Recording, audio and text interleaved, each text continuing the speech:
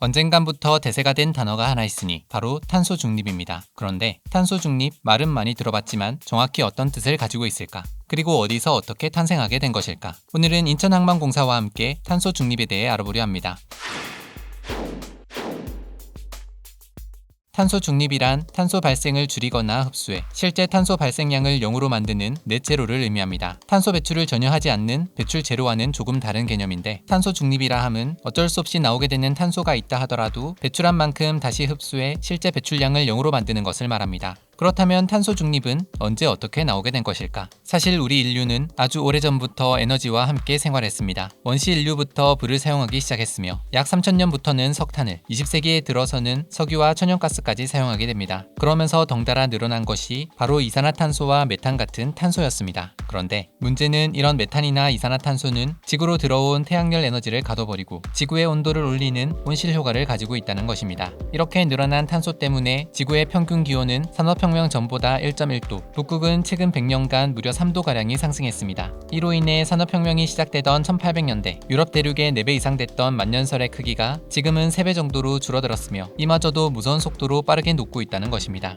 게다가 이렇게 녹아내린 빙하의 물은 바다에 흘러들어 해류의 움직임에 영향을 주고 세계 곳곳에 폭염이나 폭우 등 이상기후를 만들어내고 있습니다. 뿐만 아니라 최근 20년간 전 세계 암 환자 수가 급증했는데, 어쩌면 이 역시 기후변화 때문일지도 모른다는 연구 결과도 속속 나오고 있는 상황입니다. 전문가들은 높아진 기온과 강수량 변화로 인해 말라리아나 댕기열 같은 감염병 역시 늘어날 수 있다고 경고합니다. 한마디로 지구온난화로 인한 기후변화는 좀 더워지네 하고 말 일이 아니라는 겁니다. 그래서 전 세계는 오래전부터 이 문제를 심각하게 고민해 왔습니다. 1990년 무렵 유엔을 중심으로 기후변화 협약을 맺고 기후변화 방지에 노력을 할 것을 약속했으며, 1997년엔 선진국에 온실가스 감축 의무를 부여하는 교토의정서를 채택하기도 했습니다. 하지만 교토의정서의 유효기간은 2020년 때문에 2021년부터 적용될 새로운 협정이 필요했습니다. 그래서 맺게 된 것이 바로 2015년 파리협정. 세계 각국이 프랑스 파리에 모여 지구의 기온 상승폭을 1.5도로 제한하자고 약속을 하게 되는데, 이때 그 방법으로 나온 것이 바로 탄소 중립이었습니다. 그런데 왜 콕 집어 1.5도일까? 사실 지구의 온도는 산업화 이전보다 2도 이상만 올라가도 우리 인간이 감당할 수 없을 정도의 자연재해가 발생할 확률이 높아진다고 합니다. 때문에 지구의 평균 기온을 2도 아래로 억제하고 더 나아가 1.5도 이하로 제한하자고 약속을 하게 된 것입니다. 탄소 중립은 이제 선택이 아닌 필수. 그리고 이를 위해 현재 우리나라를 포함한 전 세계 120여 개 국가가 탄소 중립을 선언했거나 추진 중이고, 애플이나 구글, 이케아 같은 세계적인 기업들 역시 앞으로 화석연료 대신 100% 재생에너지를 사용하겠다고 선언했습니다.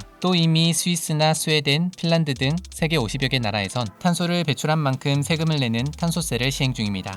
이 중 스웨덴은 1991년에 이미 탄소세를 도입하여 그 결과 2017년까지 온실가스 배출을 26% 줄이면서도 78%의 경제 성장을 이뤄내기도 했습니다. 그런가 하면 덴마크의 코펜하겐은 코펜하겐 서큘러라는 폐기물 전담 관리 기관을 만들어 앞으로 2024년 정도가 되면 폐기물의 70%를 재활용해 59,000톤의 이산화탄소를 줄이게 될 것이라고 합니다. 또한 영국은 최초의 탄소 중립 복합 개발 도시 베드제드를 만들었습니다. 베드제드란 말 자체가 제로 에너지 개발의 줄임말로 화석 에너지를 사용하지 않는 도시를 뜻한다고 합니다. 이렇게 다양한 방법으로 탄소 중립을 실천 중인 세계의 여러 나라들, 이에 발맞춰 우리나라 수도권의 관문항 인천항에서도 2021년 8월 2050 탄소 중립을 선언했습니다. 특히나 항만은 나라의 경제에 큰 비중을 차지하는 만큼 항만의 규모가 커지고 물동량이 늘어날수록 환경오염 물질이 늘어갈 수밖에 없기 때문에 그 역할이 중요할 수밖에 없습니다. 그래서 인천항에서는 시간적 공간적 범위를 설정하여 2030년까지 항만공사 자체의 탄소 중립을 달성하고, 2040년까지는 항내 하역 기능 부문까지 탄소 중립 달성,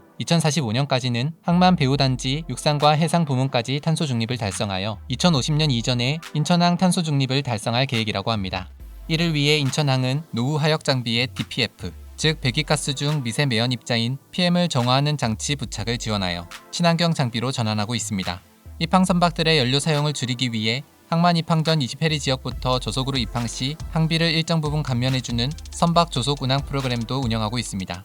또한 항만 최초의 친환경 LNG 예인선인 인천항의 송도호가 21년 9월 취항하였으며, 인천항의 신재생에너지 확대를 위해 인천항의 공터를 활용한 태양광 발전소와 해상 태양광 발전소를 운영하여 인천항의 탄소 중립을 이루고자 각종 노력을 하고 있다고 합니다. 이 탄소 중립은 어쩐지 남의 일, 뭔가 대단한 사람들이나 하는 일 같지만 사실 알고 보면 우리도 실천할 수 있는 방법이 많습니다. 그중 몇 가지만 소개하자면, 먼저 이메일함 비우기입니다. 이메일 한 비우기로 무슨 탄소 중립 하실지 모르지만 이메일 한 통이 약 4g의 온실가스를 배출하고 있다고 합니다. 필요 없는 이메일이 쌓여 있으면 이를 보관하고 처리하는 데이터 센터가 증가해 전력 소비가 늘어나는 것입니다. 그러니 필요 없는 메일이나 스팸 메일은 미리 차단해 주시면 좋을 것 같습니다. 또한 난방 온도는 2도 낮추고 냉방 온도는 2도 높이고 종이 영수증 대신 전자 영수증을 이용하고 안 쓰는 플러그는 뽑아두고 엘리베이터 대신 계단을 이용하는 것도 건강뿐 아니라 탄소 중립을 실천할 수 있는 좋은 방법입니다. 이상 탄소 중립에 대해 알아봤습니다.